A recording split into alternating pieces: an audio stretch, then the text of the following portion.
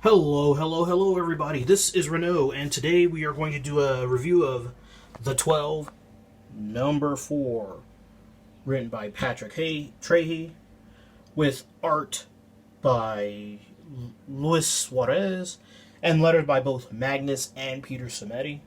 I don't know why it takes two people to do lettering, but whatever. Maybe one of them, maybe Magnus was learning, or maybe Simeti was learning it, but anyway, as always, we do a quick review of the cover, and this cover is a little bit fake news. It is a little bit indicative of what happens in the story, especially during the climax, but this doesn't actually ever happen. So, anyway, let's get started. Previously, we left off with Caleb getting knocked unconscious with a drug, and he's just now waking up. And so I guess this is happening while he's dreaming. And so boom boom boom, 15 years ago, he's not actually sleeping, but this is just daydreaming, like I said. She's letting him know that she's pregnant. Gasp! Dun dun dun. This is the wife, of course, Annabelle. And of course, it turns out that Caleb was part of the leadership or the management, you could say, of a work gang. Or so, some of those other people who were in the leadership positions were giving him crap about liking the woman, etc., etc. He's reminding her that she's pretty much a slave, and that their leader, Eldridge, owns all of this. So he's just letting her know that, they're going to work together to get the hell out of there. He doesn't know how. We're always going to be a family. She's pregnant. Boom. Let's skip a few pages. And so now, Hank and them are talking. And this is just to kind of emphasize as they're walking, talking dialogue. It's a pretty good effective use. Just to let you know that, they're pretty much slaves. The laborers are slaves. And so Caleb is letting Hank know that Annabelle's pregnant. But Hank is just throwing down some really hard truth here. Because Caleb is really soft, you can tell. Because he's younger, his hair is different, his facial structure is a little bit different, etc., etc. So Caleb is like, Eldridge, no, he loves me. He adopted me when he didn't have to. He didn't turn me into a slave. He took me in. And he's like, nope, Eldridge will kill you for that baby if he finds out that Annabelle is pregnant. And he just points out that babies are really valuable. He knows that Caleb will never let Eldridge sell the slave baby, and so to get the baby, he's going to kill Caleb. That's just how it is. Like I said, Caleb is a very hard man. Anyway, this is actually some really good foreshadowing with the solar panels, and so for what's going to happen in the future. This thing with the solar panels is relevant. Let's skip a couple more pages.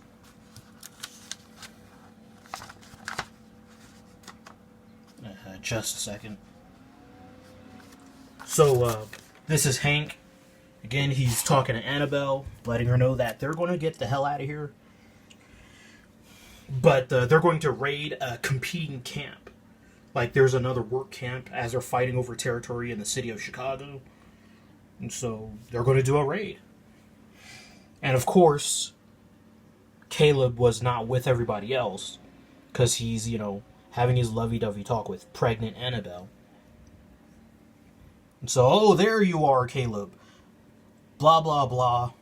Yada, yada, yada. Letting him know. Now, there's a surprise here. And it's that Hank knows that today their invasion of the competing camp is not going to go well. Hank knows. So anyway, he's just letting her know that he loves her, in case he never comes back, because Hank told him things are going to go bad and that they're not going to be able to successfully clear out the competing sniper camp as they fight over territory in Chicago. So they're just going around, you know. They can't hide forever. They're going into the building. This is like the building we saw earlier. This is just not a lot of talking. That's good. I do like that Patrick Trahey doesn't like overwhelm everything with unnecessary dialogue. So he's just letting them know they're sneaking in. What I don't like is that they're kind of out in the open, but what can you do? They're not talking so much because, like I said, that would be trigger noise. So you can see it's all abandoned, etc., etc. And anyway, you smell that? It's gasoline. Boom! It's a trap! As said by Admiral Akbar. Let me skip a page or two.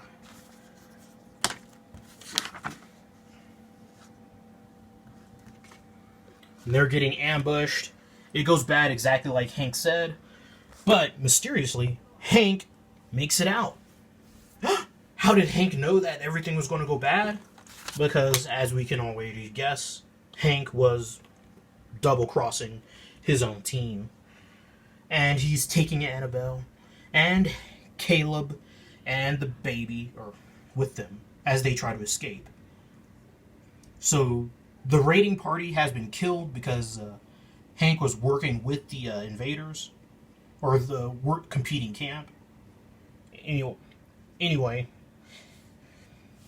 like I said, the raiding party was killed, so they're coming back now. And now we see Eldridge saying, "See if the boys are back yet. They should be back by now.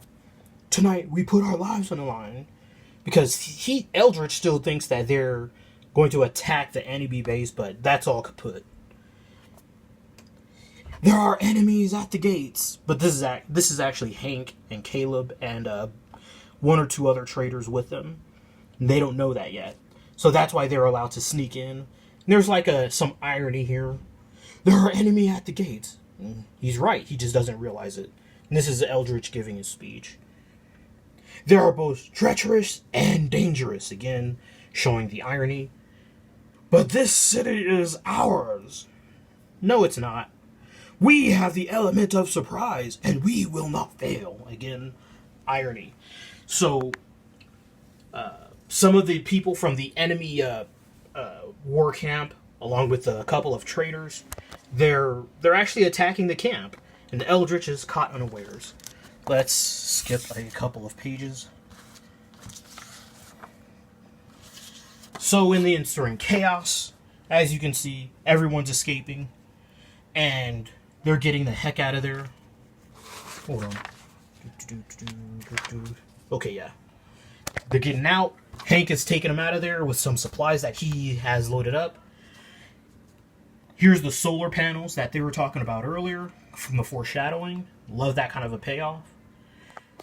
You know, one of the escapees is asking how come they're not shooting at us, but here's some slaves trying to get away. And Caleb is like, there's no time. We got to get the hell out of here. And so Annabelle is obviously upset, but, you know, they got to get the hell out of there. So you see dead bodies. The aftermath of the raid and the chaos, and they're getting the heck out of there. She's furious, of course, but he's just being practical. He's not so naive that he believed that they could carry everyone. So this is an example of him becoming a harder man. Not necessarily a smarter or whatever, but, you know, harsh rules for a harsh world. We can't take everybody. She lost some of her friends and family. Of course, he did too, but that was more by choice. She didn't have a say in the matter. It's like stay or die. And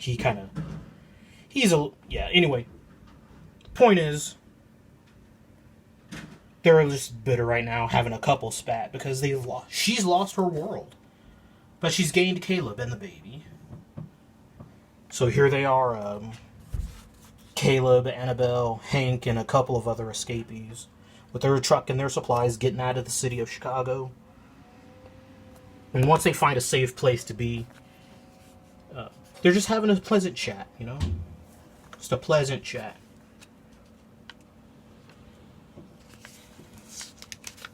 He's wondering if she'll ever forgive him, but she will, obviously. It's that or death, and you can see that they had a bunch more kids besides the one, so, yeah.